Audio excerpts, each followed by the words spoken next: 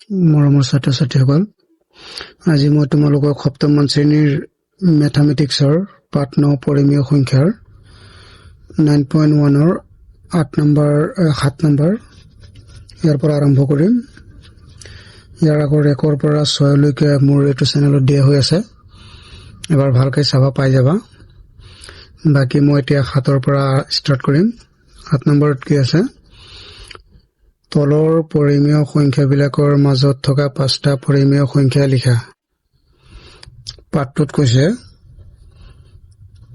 ব্ৰেকেটত দিছে মনত ৰাখিবা, তলৰ প্ৰতিযোৰ পৰিমেয় সংখ্যাৰ মাজত বহুতবোৰ পৰিমেয় সংখ্যা আছে।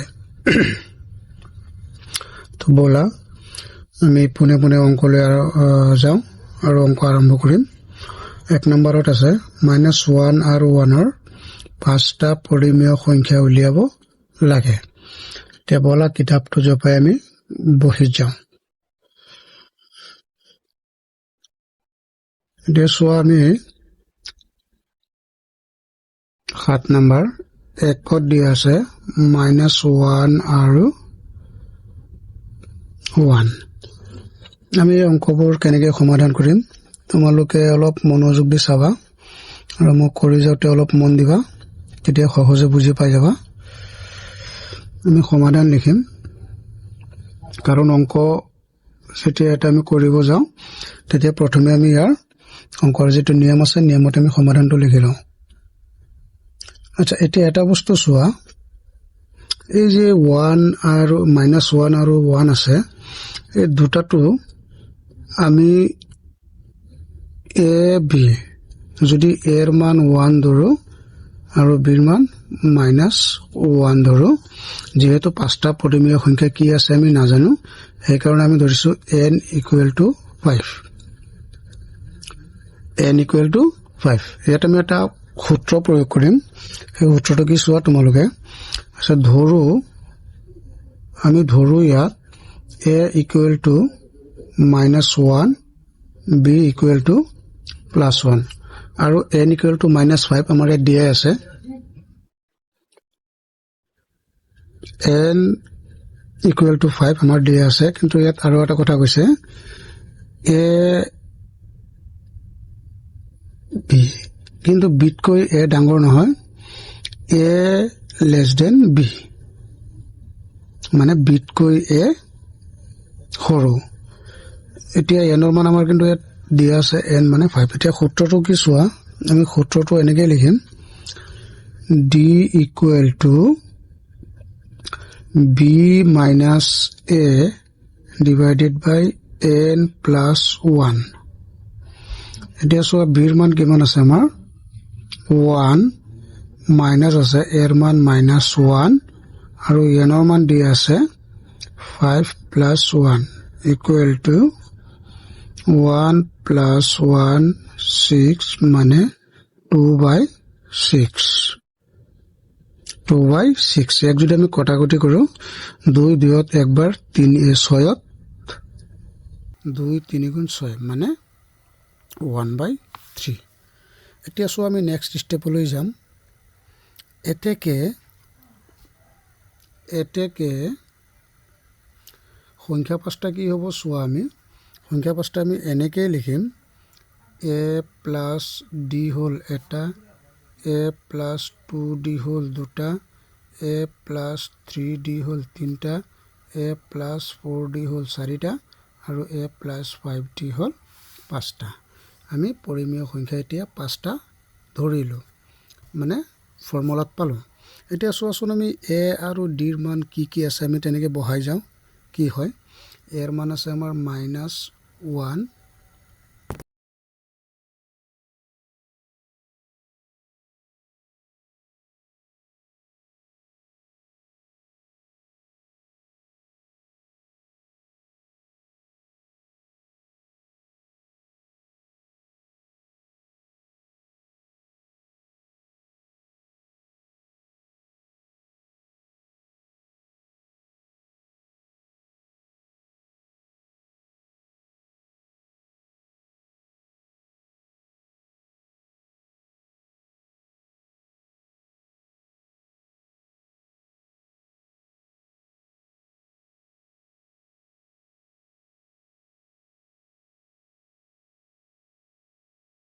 যোগ বিয়োগ পূৰণ হৰণ কৰিম যোগ বিয়োগ পূৰণ হৰণ কৰি আমি কি পাম চাম এইটো এটা সংখ্যা গতিকে ইয়াৰ লসাগু আমি 3 লৈছোঁ -3 + 1 কমা দিম আমি এফালে আছে 3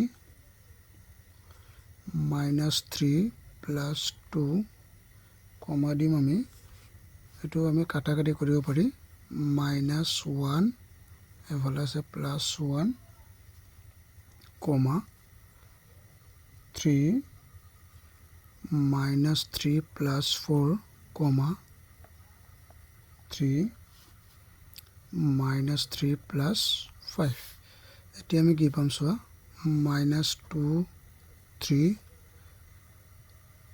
-1 3 -1 + 1 1 3 আৰু এফালে কি পালোঁ 3/2 3/2 এতিয়া চোৱাচোন আমি কেইটা পৰিমেয় সংখ্যা পালোঁ 1 2 3 4 5টা বাস এটাই হৈছে আমাৰ এনসাৰ বুজি পালানে আমি ইয়াৰ এনসাৰটো এটাই পালোঁ বাকি আমি 2 নম্বৰটো কৰিম একেই নিয়ম প্ৰথমটো যি নিয়ম ফলো কৰিছো ইয়াত যি কেইটা অংক আছে গোটেই কেইটা অংকত আমি একেটা নিয়মে ফলো কৰিম 2 নম্বৰটো মই কৰি দিছো -4/3 কমা 4/3 আমি প্ৰথমটো যেনেকৈ ধৰিছিলো আমি এইটো তেনেকৈ ধৰি কৰি যাম ধৰো a = -4/3 b = 4/3 কিন্তু ইয়াত এটা কথা বাৰে বাৰে কৈ দিয়া হৈছে বিতকৈ a ডাঙৰ নহয় এই বস্তুটো মনত ৰাখিবা এতিয়া আমি আগৰ সূত্ৰটো আমি প্ৰয়োগ কৰি দিম d আমি কিমান পাইছিলো b - a n + 1 n টো এই 5 লৈছো যে আমি এটা এটো 5 টো লৈছো যে প্ৰত্যেকটো আমি এই নিয়মটো ফলো কৰি যাম মানে এটা অংক আমি কেইবাটা নিয়মত কৰিব পাৰি গতিকে মই এই নিয়মটো ভাল পাইছো বুলি তোমালোকক এই নিয়মটোত কৰি দিছো যদি এই নিয়মটোত বুজি নোপোৱা বা অসুবিধা হয় তেতিয়াহলে কমেন্টত মোক জনাবা মই বাকি আৰু যিমান সহজকৈ কৰিব পাৰি কৰি দিম এতিয়া সূত্ৰটো আমি প্ৰয়োগ কৰিলো এতিয়া সূত্ৰমতে আমাৰ কি আছে b ৰ মান আছে আমাৰ b ৰ মান কিমান আছে 4/3 আৰু a ৰ মান আছে -4/3 আৰু এফালে n মানে 5 + 1 =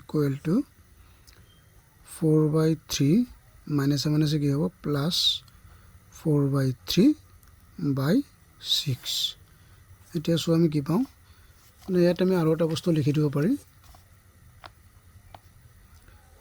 তোমালোকে জানাই ন ভগ্নাংশৰ সতে ইয়াত চোৱা 4 4 মানে একে জাতীয় যদি হৰ থাকে তেতিয়ালে আমি এটা হৰ লৈ পেলাই বাকি লবকেইটা যোগ কৰি দিলেই হ'ল 3 3 6 আৰু তলত আছে 6 এই ভগ্নাংশটো আমি এনেকৈ লিখিব পাৰি 6/4 * 1/6 6 কাটা গ'ল আমাৰ ওপৰত থাকিল 1 তলত থাকিল 4 এটো আমি কি মান কিহৰ মান পালো d ৰ মান পালো মানে d = আমি 1/4 পালো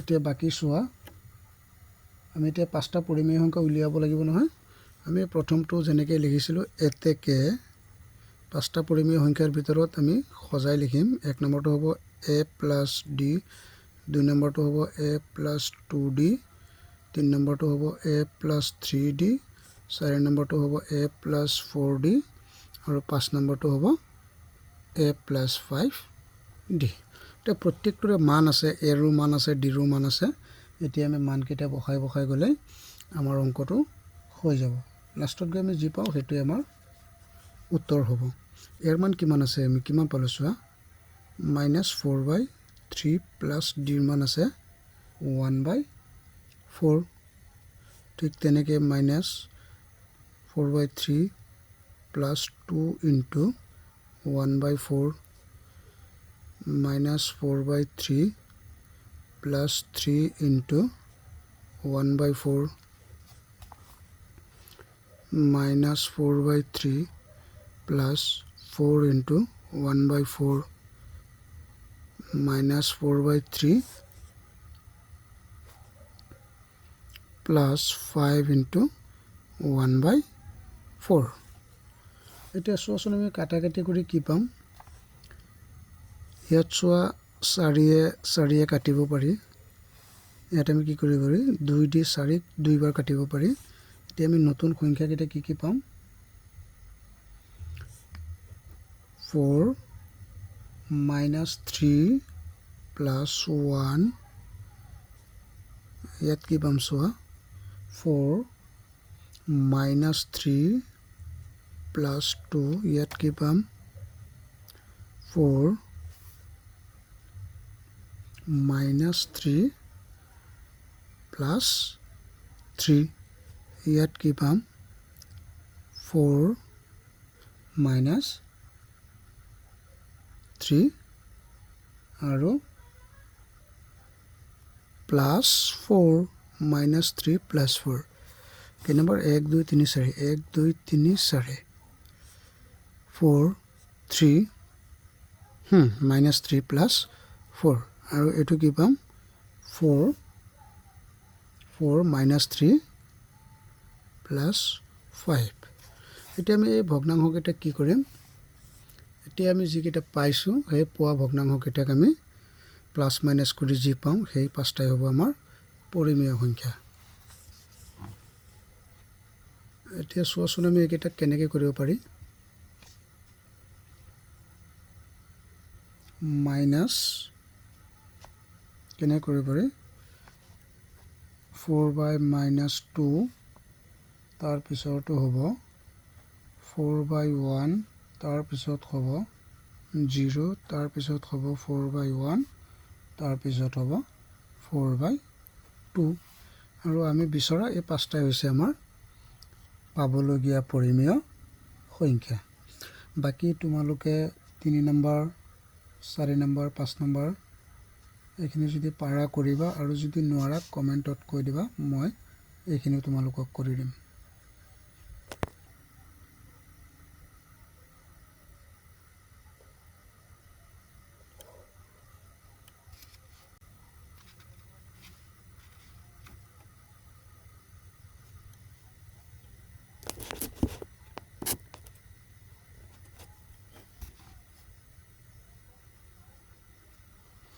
এতিয়া চোৱা এতিয়া আমি আলোচনা কৰিম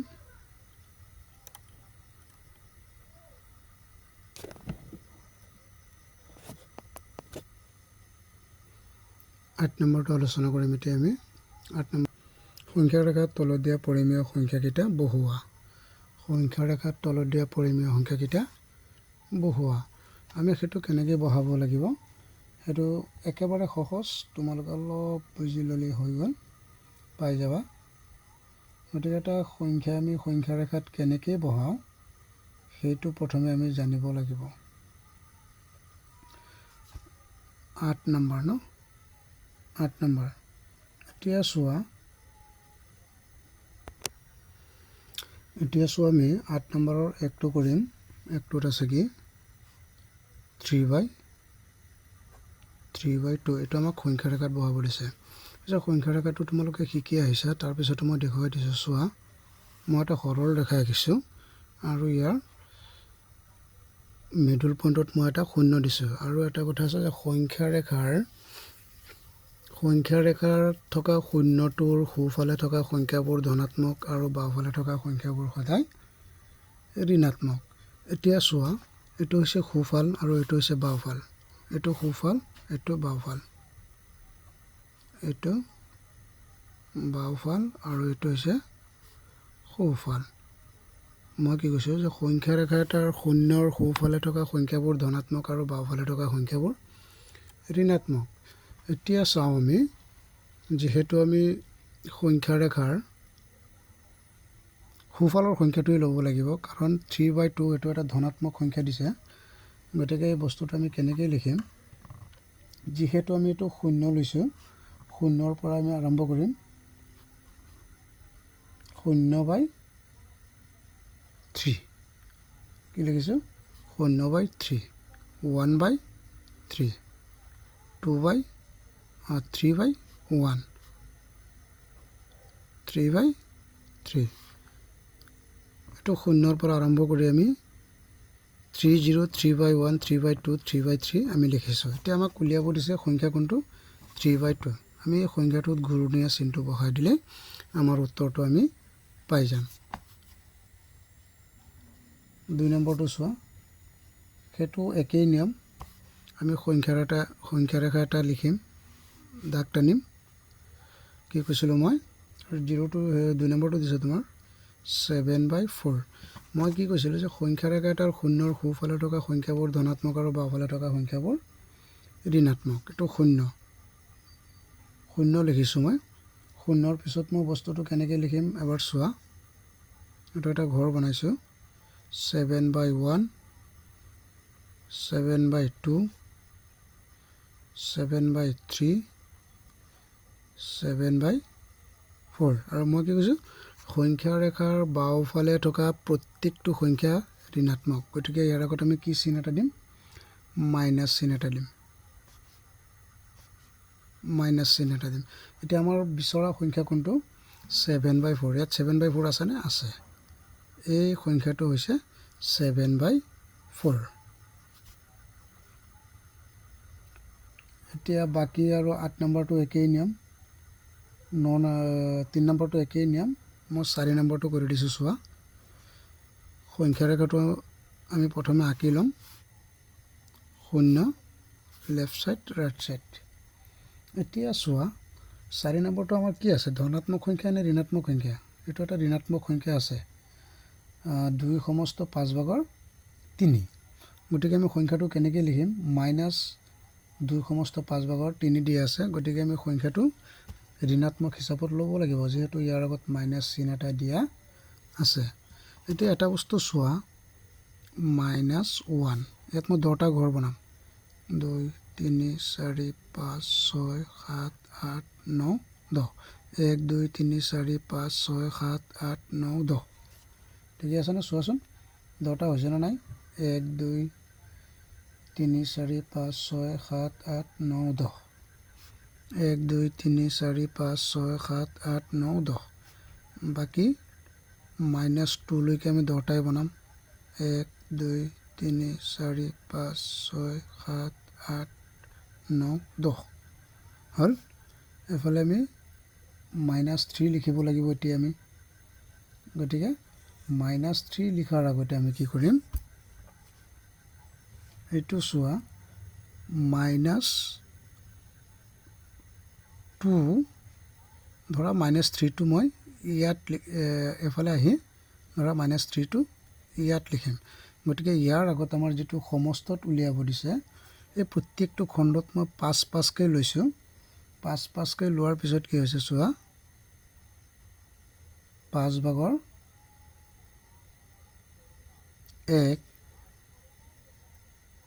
-2, 5/2, 3টো আৰু এফালে আনো, 4 নম্বৰটো ইয়াত দিলোঁ, 3টো আৰু এফালে লৈ আহোঁ।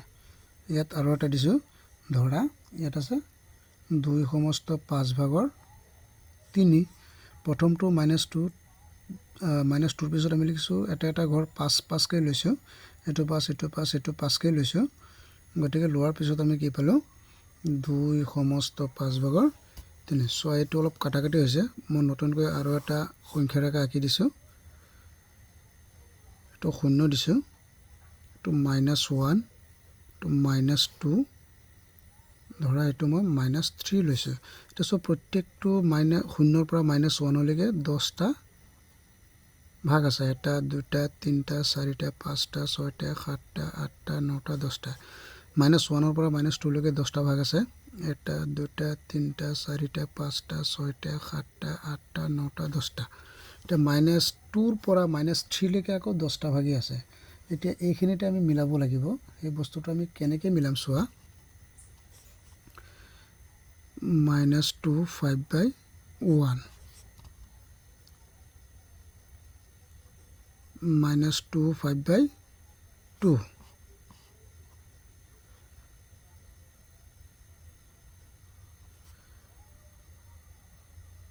ইয়াত লিখিছোঁ মই -2 5/3 -2 5/3। এতিয়া আমাক যিটো ভগ্নাংশ উলিয়াব দিছে সেই ভগ্নাংশটো কিমান আছিলে?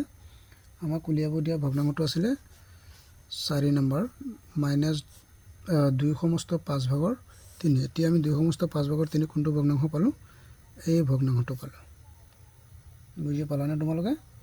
গতিকে এইটো হৈছে আমাৰ মিশ্ৰ ভগ্নাংশ। আৰু মিশ্ৰ ভগ্নাংশ যেতিয়া আমাক সংখ্যা ৰেখাত উলিয়াব দিয়ে তেতিয়া আমি এনেকৈ উলিয়াব লাগিব।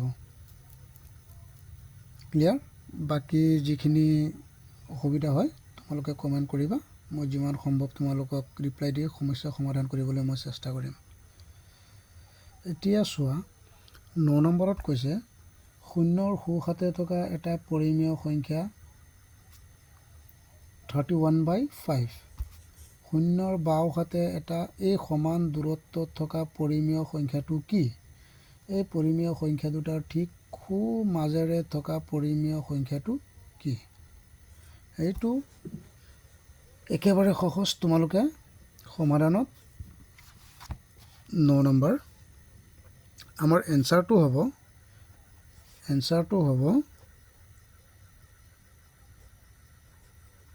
31/5 আৰু 0। যিহেতু আমাক কৈছে 0ৰ সোঁহাতে থকা এটা পৰিমেয় সংখ্যা, ধৰা এইটো 0 সোঁহাতে থকা এটা পৰিমেয় সংখ্যা আৰু সেই সংখ্যাটো কিমান? ধৰা আমি ধৰি লৈছোঁ 31/5। 0ৰ বাওঁহাতে এই সমান দূৰত্বত থকা পৰিমেয় সংখ্যাটো কি? 0ৰ সোঁহাতে আৰু 0ৰ বাওঁহাতে থকা সমান দূৰত্ব থকা এই সংখ্যাটো এইটোৱেই নহ'ব জানো? এতিয়া যদি এই সংখ্যাটো 31/5 0ৰ পৰা 0ৰ সোঁহাতে থাকে, 0ৰ পৰা 31/5ৰ মাজৰ যিখিনি দূৰত্ব এইটো সোঁহাতে থকা বুলি কৈছে। আকৌ একেটা সংখ্যাই 0ৰ বাওঁফালে আনি একেটা দূৰত্বতে বহাব দিছে। তেতিয়াহ'লে আমাৰ এই সংখ্যাটো কি হ'ব? সেই একেটা সংখ্যাই হ'ব। এই পৰিমেয় সংখ্যা দুটাৰ ঠিক সোঁ মাজেৰে থকা পৰিমেয় সংখ্যাটো কি? এই সংখ্যা দুটাৰ সোঁ মাজেৰে থকা পৰিমেয় সংখ্যাটো 0। গতিকে আমাৰ এনচাৰটো হ'ব 31/5 আৰু 0। 11 নম্বৰটো চোৱা। 10 নম্বৰটো কি আছে? 10 নম্বৰটোত দিয়া আছে 2/1তকৈ সৰু কিমানবিলাক অখণ্ড সংখ্যা আছে সেইবিলাকৰ ভিতৰত গৰিষ্ঠ অখণ্ড সংখ্যাটো কি? এইটো 1 নম্বৰ। 2/1তকৈ সৰু যিমানবিলাক অখণ্ড সংখ্যা আছে সেইবিলাকৰ ভিতৰত গৰিষ্ঠ অখণ্ড সংখ্যাটো কি? 2 নম্বৰ। 2/1তকৈ ডাঙৰ অখণ্ড সংখ্যাবিলাকৰ ভিতৰত আটাইতকৈ সৰু অখণ্ড সংখ্যাটো কি? এইটো একেবাৰে ইজি। তোমালোকে অলপ কিতাপটো ঘৰত চালে ভালকৈ বুজি পাই যাবা। আৰু যদি নোৱাৰা কমেণ্ট কৰিবা, মই শিকাই দিম।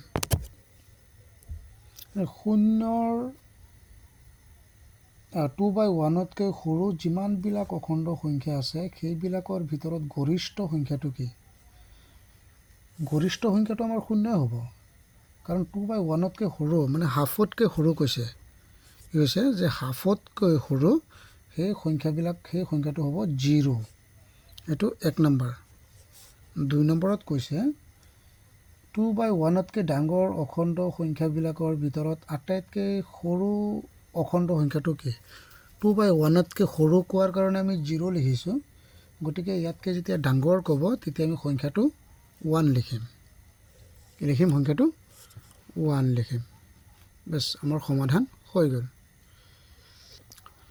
এইখিনিতে মই তোমালোকৰ গণিত কিতাপৰ পৰিমেয় সংখ্যাৰ 9.1ৰ চেপ্টাৰটো মই 9.1ৰ যিখিনি অংক আছিলে সেই অংকখিনি এইখিনিত সমাপ্ত হৈছে। বাকী মই তোমালোকক 9.2ৰ প্ৰশ্নোত্তৰখিনি খুব সোনকালে দিবলৈ চেষ্টা কৰিম। তোমালোকে মোৰ চেনেলটো ছাবস্ক্ৰাইব কৰিবা, বন্ধু বান্ধৱীলৈ শ্বেয়াৰ কৰিবা, যাতে ইহঁতেও ভালকৈ বুজি পাই অংকবিলাক কৰিব পাৰে, আৰু যিমান পাৰা শ্বেয়াৰ কৰি থাকিবা। ধন্যবাদ।